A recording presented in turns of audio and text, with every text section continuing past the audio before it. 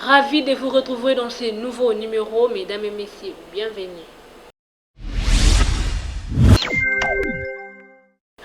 Ouvrons ces magazines par le lancement officiel de la nouvelle Chambre de commerce, d'industrie et des services de la RDC, CCIS RDC en sigle, qui a eu lieu le vendredi dernier dans la salle des capitales de l'hôtel Rotana. Venons Godou pour les commentaires. À embrasser. C'était en présence de plusieurs hôtes des marques que cette cérémonie de lancement officiel de la Chambre de commerce, de l'industrie et services de la RDC, CCIS RDC en sigle, a eu lieu. Prenant la parole, Jean-Robert Issifou, président fondateur de cette chambre, a fait savoir à l'assistance qu'il est fatigué de faire des petites choses. D'où nous nous sommes réunis pour conjuguer nos efforts, nous soutenir afin de faire de grandes choses. La première spécificité, c'est celle-là. C'est d'être une chambre multilatérale qui travaille et qui collabore avec plusieurs pays et tous les opérateurs économiques qui sont dans ce pays, sans aucune exception. Par ailleurs, parce que ça, ce n'est qu'une première spécificité, par ailleurs, nous sommes heureux de vous faire savoir que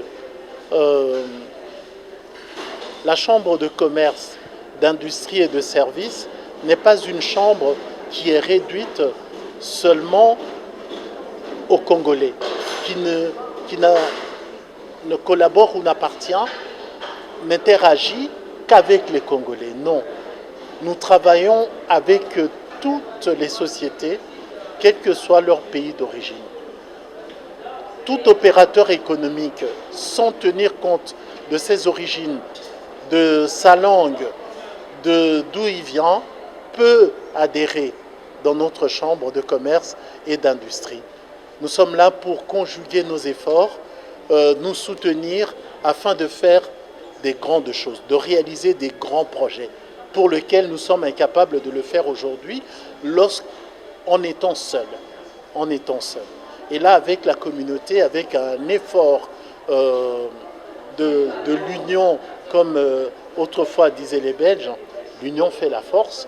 Aujourd'hui, ce devise, qui n'est plus pour nous un slogan, mais une nécessité, est d'actualité.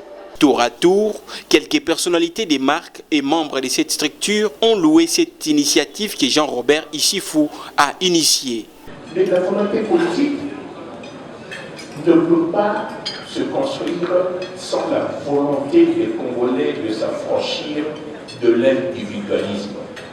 Et je suis surpris, avec bonheur, de voir que vous vous êtes mis ensemble pour, comment dirais-je, faire la jonction de vos attitudes, de vos capacités, de vos relationnels pour bâtir cette chambre de commerce. La chambre de commerce, nous en avons besoin dans ce pays.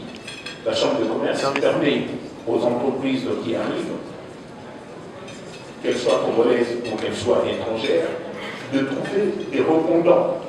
C'est donc une très bonne chose de voir des entrepreneurs congolais de différentes tailles, mais surtout des tailles modestes, se regrouper dans une chambre de commerce, d'industrie et de services pour non seulement s'entraider, se former mutuellement, profiter des carnets d'adresses des uns et des autres, mais aussi aller ensemble à l'abordage des marchés étrangers, nouer des partenariats avec des entreprises étrangères, parce qu'il ne faut pas oublier que s'il y a une donne qui va dominer le monde, surtout en Afrique dans les années à venir, c'est l'intégration des économies. Viendra faire adhérer cette chambre au niveau de la Fédération des entreprises du Congo. Parce que la Fédération des entreprises du Congo est à la fois un syndicat et elle est également chambre de commerce. Je vous ai entendu poser la question tout à l'heure, professeur Moukoko, quelle est la différence entre une chambre de commerce multilatérale et les autres chambres de commerce consulaires. Mais multilatérale, c'est quoi? Vous avez remarqué que là, c'est une chambre de commerce, d'industrie et de services. Elle est dans une bilatérale. Donc, nous sommes une chambre de commerce également, parce que, si vous avez entendu tout à l'heure M. Lenny Londo, quand il a été en Turquie, ce n'est pas en qualité de syndicat patronal que la FEC a été en Turquie. C'est en qualité de chambre de commerce. En fait, la CCIS aujourd'hui, c'est comme la FEC est le parent et la chambre de commerce, d'industrie et de services, c'est un peu l'enfant. Il y a lieu de signaler que cette chambre des commerces, d'industrie et des services de la RDC n'est pas exclusivement réservée aux Congolais. D'une part et autre part, elle est venue aussi pour les structures qui ont des difficultés dans leurs entreprises. Cette activité s'est clôturée avec l'adhésion de nouveaux membres. Même ceux qui sont débordés dans le Zongo, jamais Ekokita Dana. 430 PME ont bénéficié environ 75 000 $, 960 jeunes ont bénéficié environ 17 950 $ à chacun et 1500 femmes entrepreneurs ont bénéficié des formations et accompagnements de la part du gouvernement congolais sur l'appui de la Banque mondiale via les PADEM PME. Les détails de ce dossier avec Valongolo. Le PADEM-PME, une réponse pour le gouvernement Samalou Kondé avec l'appui financier de la Banque mondiale. Le PADEM-PME est un projet de 100 millions de dollars américains entièrement financé par la Banque mondiale en appui des entrepreneurs de la ville de Kinshasa, Matadi et Lubumbashi. Après concours des plans d'affaires, 430 PME ont bénéficié environ 75 000 $ à chacun. 960 jeunes ont bénéficié environ 17 950 $ à chacun, ainsi que la formation et l'accompagnement de 1500 femmes entrepreneurs, pour ne citer que cela. Pour l'historique, le gouvernement que dirige Jean-Michel Samalou Kondé Kyenge en sa qualité de Premier ministre s'est engagé à exécuter 345 actions qui découlent de la vision chère de Félix Antoine Tshisekedi Tshilombo, président de la RDC, articulée de 15 piliers repris en 4 grands secteurs, à savoir le secteur politique, défense et sécurité, le secteur économie et finances, le secteur des reconstructions et les secteurs social et culturel. Le dernier secteur nous intéresse du fait qu'il cadre avec les 14e piliers du programme quinquennal du gouvernement congolais, à savoir l'autonomisation de la femme, promotion de jeunes et autres personnes vulnérables. Pour matérialiser cette vision du président congolais, Jean-Michel Samalou Kondé, Premier ministre, à travers son gouvernement, a obtenu un financement de la Banque mondiale par l'intermédiaire d'un prêt de l'Association internationale de développement IDA en sigle de 100 millions de dollars américains pour la mise en œuvre du programme d'appui au développement des micro, petites et moyennes entreprises PADEM-PME en sigle. Un programme ambitieux d'appui au secteur privé d'une durée de 5 ans, soit de 2019 à 2024. Le PADEM-PME vise à fournir un ensemble d'interventions dont l'objectif est de soutenir le développement de l'entrepreneuriat et de contribuer à la création d'emplois, de croissance et de stabilité des populations les plus défavorables, notamment les jeunes et les femmes. Marqué par un nombre croissant de MPME opérant dans le secteur à faible valeur ajoutée, le secteur privé congolais peine encore en effet à être porteur d'une croissance durable et créatrice d'emplois pérennes. Le PADEM-PME est déployé dans les villes de Kinshasa, Lubumbashi, Goma et Matadi en raison de la disponibilité des infrastructures, de l'existence d'un écosystème, de la présence d'un vivier de MPM ainsi que de grandes entreprises pouvant leur offrir des possibilités d'intégrer leur chaîne de valeur dans ces contextes. L'un des projets phares du PADMPM consiste à la mise en œuvre de concours de plans d'affaires COPA auprès des jeunes entrepreneurs et des PME à potentiel de croissance. Les concours qui avaient eu lieu depuis 2020. L'objectif général des concours des plans d'affaires, si après désigné COPA, est de soutenir la croissance et la performance des MPM congolaises à travers l'amélioration de la qualité des services et des produits fournis et renforcement des liens des marchés des PME avec les tissus économiques locaux. Plus précisément, l'organisation de COPA a visé à répondre aux freins entravant le développement des MPM, accès limité au financement, déficience des infrastructures, déficit des compétences et manque de main-d'œuvre qualifiée, en leur fournissant un accompagnement global d'ordre financier et non financier au cours des différentes phases de sélection afin de soutenir leur potentiel de croissance. Les concours visaient deux types de bénéficiaires distincts, à savoir le jeune entrepreneur et les PME à potentiel de croissance. La mise en œuvre des concours a permis d'avoir à terme 950 jeunes entrepreneurs accompagnés et subventionnés, 500 PME à potentiel de croissance accompagnés et subventionnés et plus de 1500 femmes parmi le lauréat. En renforçant les capacités entrepreneuriales et en contribuant à la création d'un pipeline d'une nouvelle génération de MPM compétitives, intégrées aux chaînes de valeur locales et opérant dans le secteur productif, agrotransformation, industrie légère et services. Les COPA s'inscrit dans la trajectoire du gouvernement et entend promouvoir le développement d'initiatives privées innovantes. Le consortium Deloitte IEF entrepreneurial qui vous entrepreneurs recrutés pour mener à bien l'organisation COPA, la sélection ainsi que l'accompagnement des bénéficiaires. À ce jour, les jeunes, le PME et les mamans sont financés et accompagnés. Bravo au gouvernement Samalou Kondé et Félix Antoine Tshisekedi Tshilombo pour cet acte.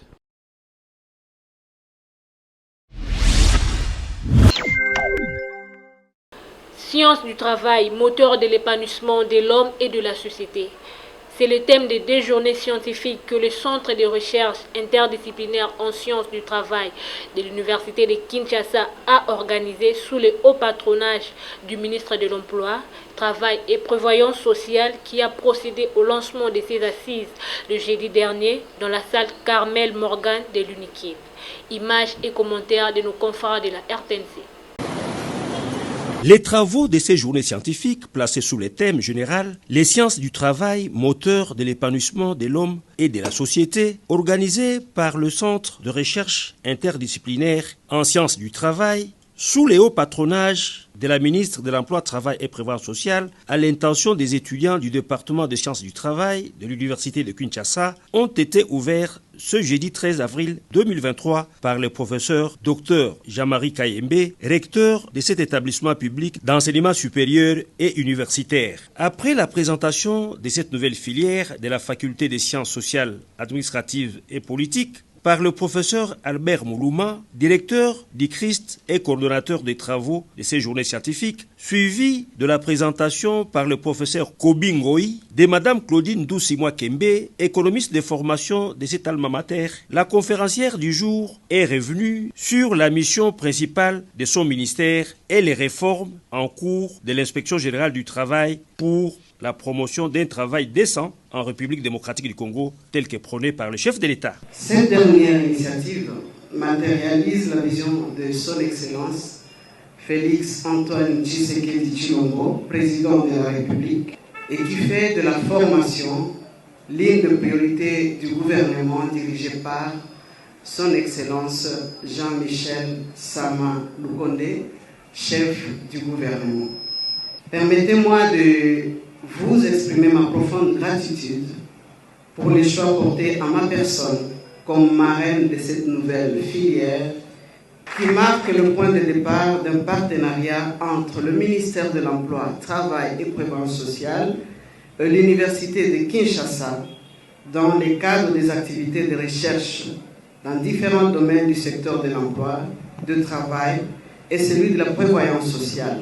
Ces travaux qui connaîtront les interventions enrichissantes des experts du monde du travail, parmi lesquels les professeurs de l'UNIKIN, le représentant pays OIT, les directeurs généraux de l'ONEM, de la CNSS et de l'INPP, vont se clôturer ce vendredi sur la colline inspirée. Dans la nuit du vendredi 24 mars 2023, la porte-parole du chef de l'État, Mme Tina Salama, a lu sur les antennes de la radio-télévision nationale congolaise, RTNC en sigle, l'ordonnance portant nomination des nouveaux membres du gouvernement, autrement dit gouvernement Sama 2. À cet effet, est nommé vice-premier ministre, ministre de l'économie nationale, Vital Kamerhe. Les détails avec Dorman Gienga.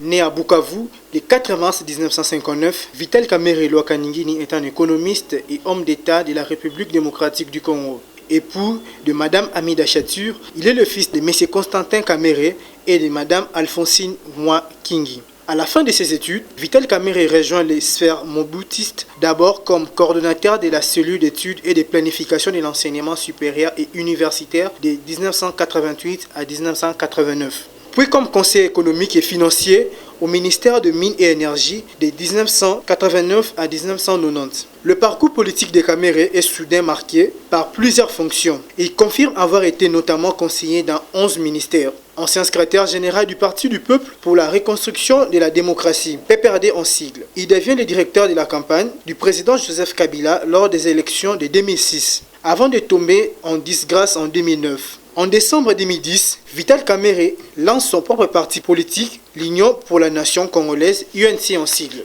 et se porte candidat à l'élection présidentielle de 28 novembre 2011. Vital Kamerhe a occupé divers postes dans plusieurs cabinets ministériels, dont ceux de Léon Kingo-Wadondo, Mouchebekwa, Kalemba Ouakatena et du directeur général Denis Kalou Menumbi. Il est nommé commissaire général adjoint du gouvernement AFDL, chargé des relations avec Monique. Ce citoyen congolais fut élu président de l'Assemblée nationale en 2006. À la suite des élections, son secrétaire général est Constantin Tshisoka Kabanda et son douanage est Joseph Menza Toubi. Pionnier de la coalition Lamuka, à côté de Jean-Pierre Bemba, Martin Fayoulou, Moïse Katumbi, Félix Antoine Tshisekedi.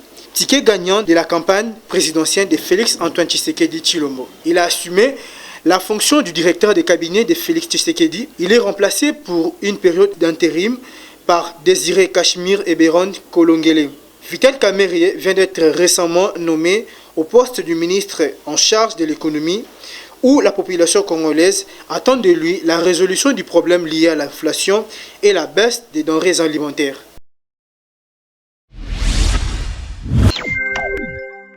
Un tête-à-tête du vice-premier ministre, ministre de l'économie nationale, Vital Kamerhe, et de l'inspecteur général des finances, Jules Olinguete, sur la mise en disposition de l'expertise de l'IGF au ministère de l'économie nationale. Images et commentaires de la cellule de communication du ministère de l'économie nationale.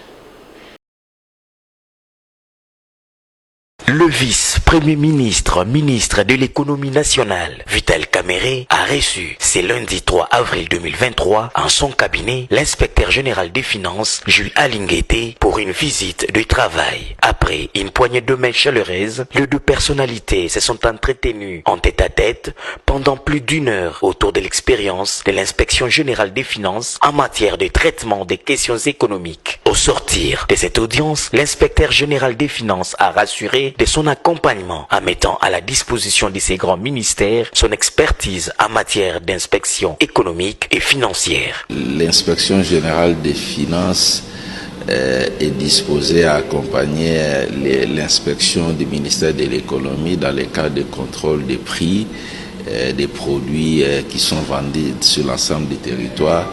C'est une mission ou c'est un travail que nous avions déjà eu à faire par le passé. Donc nous sommes disposés, il n'y a aucun problème à cela. La RDC vient de très loin en ce qui concerne sa gestion économique sa gestion financière. Aujourd'hui, le pays est en train petit à petit de se relever. Donc c'est tout à fait normal. Même le ministère de l'économie perd beaucoup de ressources dans sa gestion. Donc il est tout à fait normal que l'inspection générale des finances s'implique pour accompagner tous les ministères, y compris le ministère de l'économie, dans la mobilisation des ressources et dans l'accomplissement des objectifs. Conscient de la problématique de l'économie nationale actuelle et de la charge que vient de lui confier le président de la République, Félix-Antoine Tshisekedi Tshilombo, le vice-premier ministre en charge de l'économie Vital Kamerhe dit vouloir travailler en parfaite collaboration avec cette structure de la présidence de la République qui exerce une mission générale de contrôle d'audit, d'études, de conseils et d'évaluation en matière administrative, économique et financière.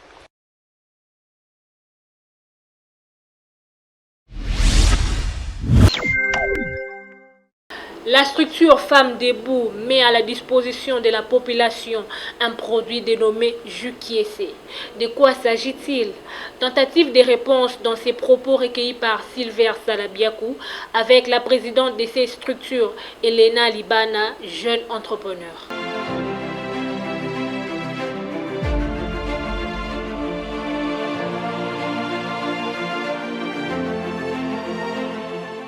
Je réponds au nom de Elena Libana-Loki. Je suis licenciée en relations internationales à l'UPEN et présentement je suis entrepreneur, lauréate d'un concours au niveau du PADEM-PME avec la Banque mondiale.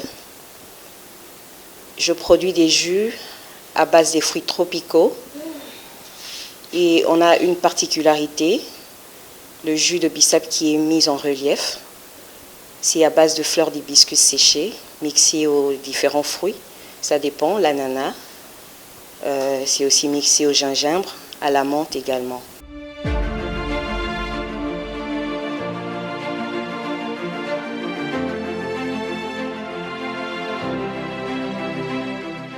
Parti d'un constat fait sur le marché, nous avons constaté qu'il y a des jus depuis un certain temps à base de colorants qui sont nocifs à l'organisme.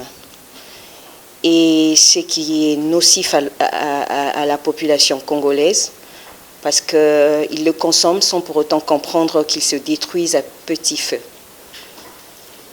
Et d'où m'est venue l'idée de mettre sur pied mes connaissances de transformation afin d'offrir à la population congolaise des jus 100% naturels, ni substances chimiques ou synthétiques, afin que nous puissions avoir une meilleure santé et à un prix confortable.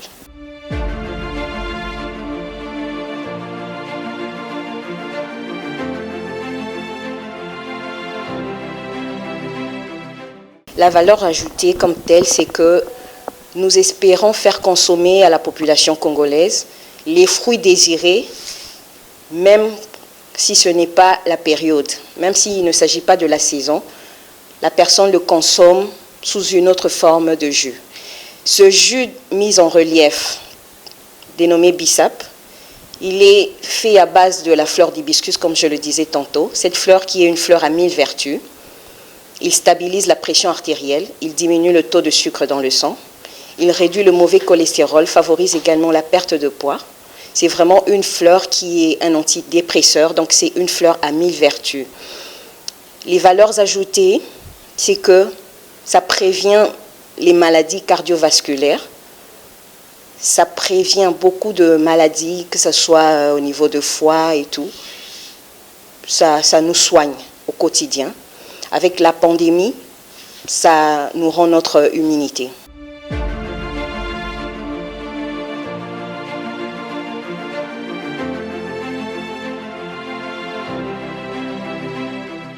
Nous essayons de booster nos produits actuellement sur les réseaux sociaux. Vu que la demande a augmenté, nous espérons d'ici là élargir notre réseau de distribution et d'ici à 2 ans, faire une descente dans chaque ville du territoire national.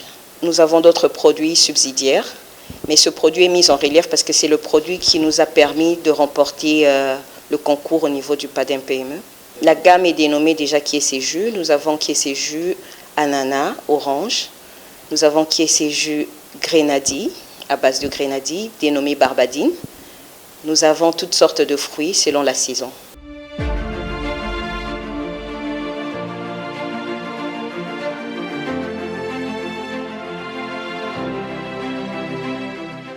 Actuellement, nous avons le pas d'un PME et nous espérons avoir d'autres partenaires.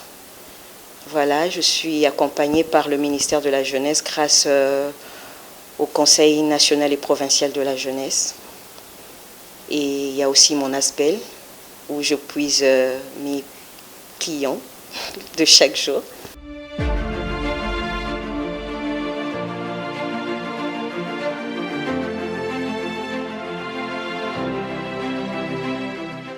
Oui, nous avons rencontré quelque peu des difficultés pour déjà certifier notre produit. Au niveau de la normalisation, nous avons eu quand même un soutien de notre incubateur qui nous a recommandé l'université de Kinshasa avec la prof Yanzou et le docteur Mbala qui nous ont aidés à normaliser nos produits, à connaître les valeurs nutritives. Donc de ce côté-là, ça va.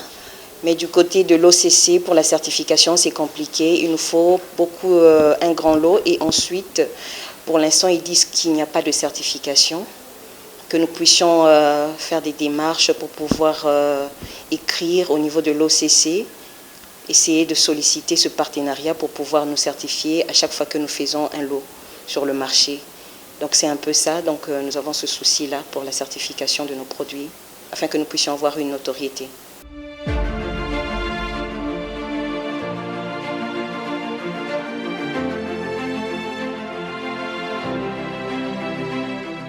Bien sûr, l'idée, c'est vrai, de commercialiser ici au niveau de Kinshasa d'abord pour concurrencer le marché. Mais ensuite, mis à part faire face aux solutions palliatives qui se présentent au niveau de la RDC, nous aimerions élargir nos horizons, aller un peu partout dans des pays d'Afrique et puis en Europe, pourquoi pas aux États-Unis. Et entrepreneur dans lequel je suis, FEFCO, et puis RENAFER, FEFCO, c'est le Forum des femmes entrepreneurs au Congo, qui nous aide à travers la loi AGOA de pouvoir vendre à l'échelle mondiale, c'est-à-dire expédier nos produits vers les États-Unis pour pouvoir non seulement créer des partenariats win-win, mais faire profiter nos produits aux étrangers et faire valoir les produits made in Congo.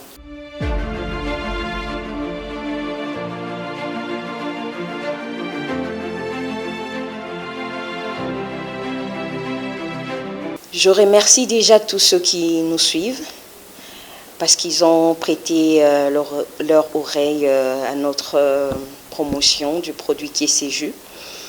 Nous demandons juste qu'ils nous fassent confiance, qu'ils puissent comprendre qu'au Congo, il n'y a pas que de la merde, comme ça se dit partout, mais il y a aussi des jeunes qui essayent d'innover pour pouvoir aller de l'avant, qui apportent leurs connaissances pour le bien-être de la société. Donc qu'ils nous fassent confiance et qu'ils nous aident à pouvoir faire consommer ce produit partout et ils ne regretteront pas. Je les mets à défi, ils vont le redemander encore à table.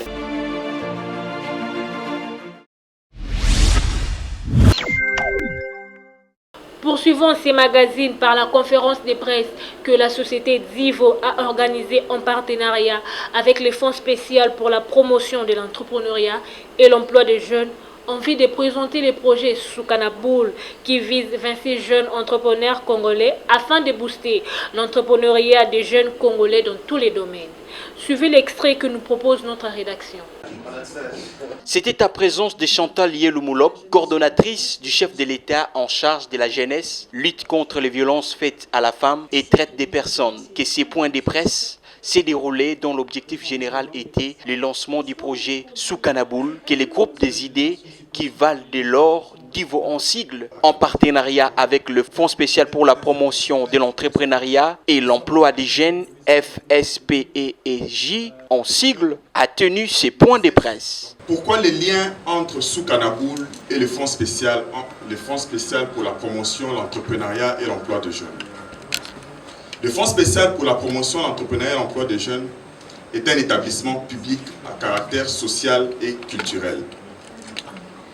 Cet établissement public a pour mission de promouvoir la jeunesse dans toute sa globalité. Ça, c'est de manière globale. Et spécifiquement, elle a pour mission de financer les projets de création d'entreprises de jeunes, de financer les actions d'information, de communication et de formation de tout ce qui concourt à l'insertion des jeunes, mais aussi de financer les projets d'études, de vulgarisation et d'analyse de tout programme qui concourt à l'insertion de jeunes. D'où l'intérêt que nous avons tiré de ce beau programme que nous avons dénommé Soukanaboul. Mesdames et messieurs, chers invités, au regard de ce qui précède, j'aimerais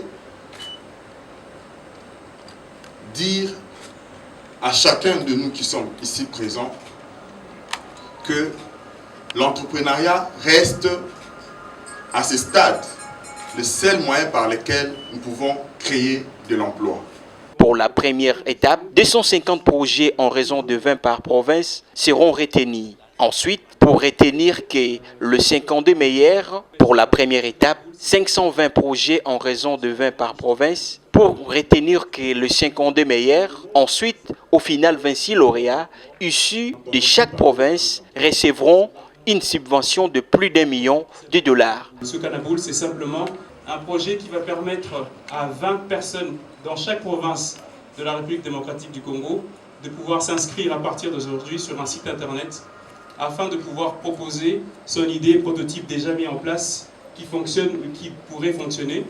Et sur ces 20 personnes, donc fois le nombre de provinces que nous avons, il y a 520 personnes qui vont être retenues, ensuite qui vont suivre une formation pour qu'on en garde 52 qui seront des finalistes. Et de ces finalistes-là, nous allons avoir 26 gagnants. 26 gagnants qui seront un gagnant par province.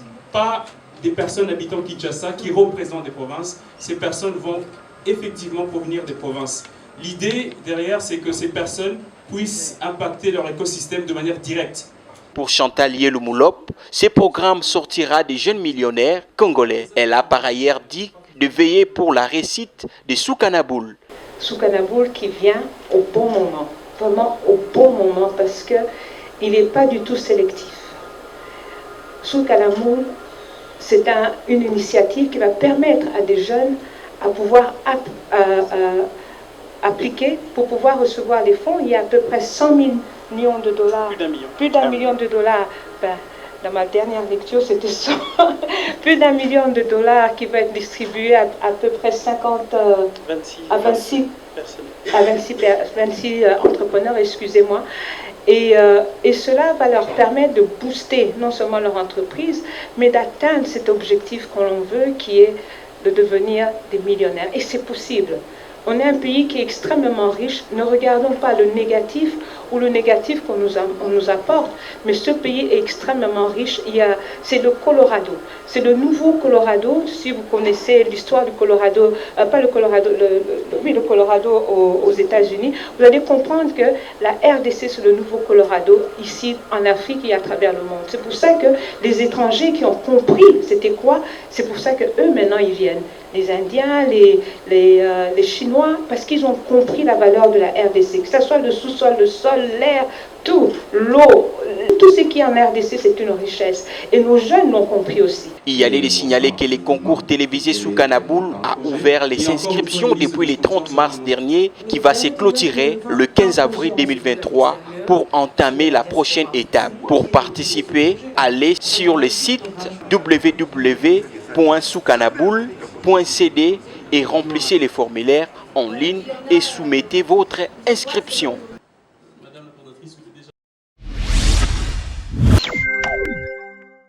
C'est pour le mois d'août 2023 qu'aura lieu la 4e édition de l'exposition des universités de la RDC.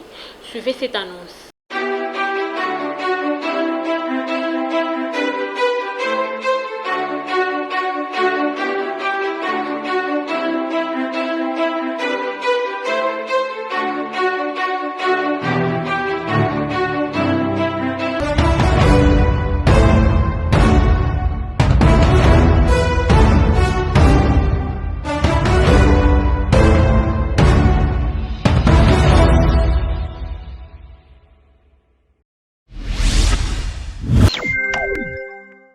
Parlons de la sortie officielle de l'ASBEL Bomoko, une structure mise en place pour soutenir les veuves, les orphelins et les jeunes filles qui manquent de travail.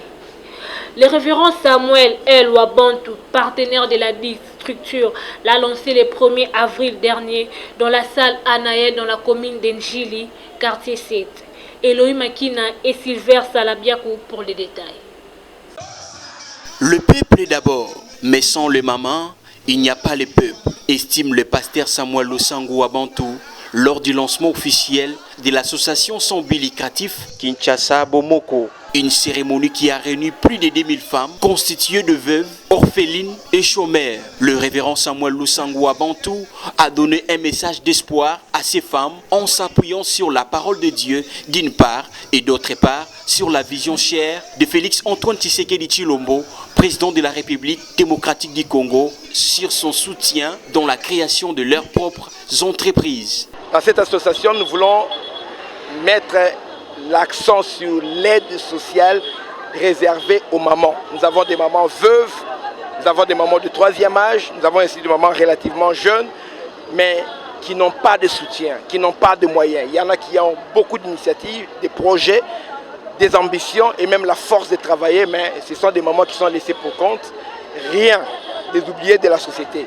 Alors, au travers de cette association, nous voulons apporter secours aux mamans, aux femmes du Congo, en commençant par la ville de Kinshasa, aider celles qui peuvent faire du commerce avec les fonds qu'on pourra mettre à leur disposition, donner des formations à certaines qui peuvent faire de l'entrepreneuriat, aider les mamans maraîchères, celles qui veulent faire du champ, en leur fournissant un espace qu'il faut, en leur fournissant des semences, un accompagnement adéquat pour qu'elles puissent se prendre en charge. Quand une maman est prise en charge, en réalité, c'est toute une famille qui est prise en charge. On parle du peuple d'abord, voilà, c'est le mot clé, la phrase clé de cette administration. Et moi, je dis que sans les mamans, il n'y a pas de peuple. Donc si on parle du peuple d'abord, on doit d'abord voir les mamans. Le coordonnateur de cette structure est revenu sur l'importance de cet aspect. Nous allons travailler sur le plan d'aider des mamans. Vous avez vu de mamans veuves ici dans la salle. Et Mayakosa les a ébélés. Et raison pour laquelle les aïki motuya pour la biso lelo ya kovanisa bango pe ya côté ya ba malolengeni ba ko kotomba na misala bazo sala. Pour moi c'est très important ya ko réussir na yango parce que ba mikolo ezoya toko simba ba district mususu tokoya na funa mo Mbappé Lukunga et voilà pourquoi réussite totale la biso awa ça nous permet en sorte que poto yeba ko kende liboso na mayo Kinshasa Bomoko ezo bongisa. Contente de cette cérémonie, les femmes membres de cette ASBEL Bomoko se sont exprimées en ces termes. Bon, le message est que nous sommes grandement bénis pour ce jour du 1er avril, pour notre sortie officielle. Et nous sommes bénis par la présence de notre partenaire, le pasteur Wabantu, qui a vraiment dévoilé son secret avec le maman, parce qu'il a plein d'ambition, avec beaucoup de projets. Et nous sommes grandement bénis, nous savons qu'avec Dieu, nous allons aller de l'avant. Idée oyo papa pes oyo papa aye nango eza ya papa te me yende fo asalela biso pona kosunga biso ba mama vevi bazali ba musu tosala bango batekaka ba mai ba musu batekaka ba mapa baso bokola bana bakoko possibilité vraiment ezate bongo basunga biso ba mama. S'appelle vraiment la likanisi ya papa Samuel pona ko soutenir ba mama. En tout cas vraiment bato nyonso bazotala biso na bilili ba apprécier loko oyo ba associer papa Samuel ba tika ete ba soutenir ye pour na soutenir ba maman veuve ba orphelin pour na likanso aza nango pour na sala ba société pour na soutenir batu bano bazana libanda bakuluna parce que ceux qui ba sala loko oyo elongo na papa Samuel eko diminuer moi makambo belebele ya mabe parce que ba maman lelo bazo souffrir ba papa ba kufa maman tika ba veuve bazo ko boko la banate bana makomo tambola perçu par là marama be comme vraiment belé on a tsungi ezate biso ali ba maman maraîcher to sala bilanga za nini ezoko boko la mboka mobimba to zali na mibali te to boko la bana so biso moko mais bilanga to zoko lona ba financement ya malonga ezalité bilanga pe lelo bakomo koteka ngo mapango komi bandako ya batu bilanga kena ko kufa to vivre ndenge ni tala mboka ndezo okende bana so basima machette bakomo bakuluna mama Denise na papa Fati Beton a la solution pour la maman bilanga tozo kokate tande to kondi pas c'est l'équipe qui commence bien finit bien dit-on. Cette activité s'est clôturée dans une ambiance festive.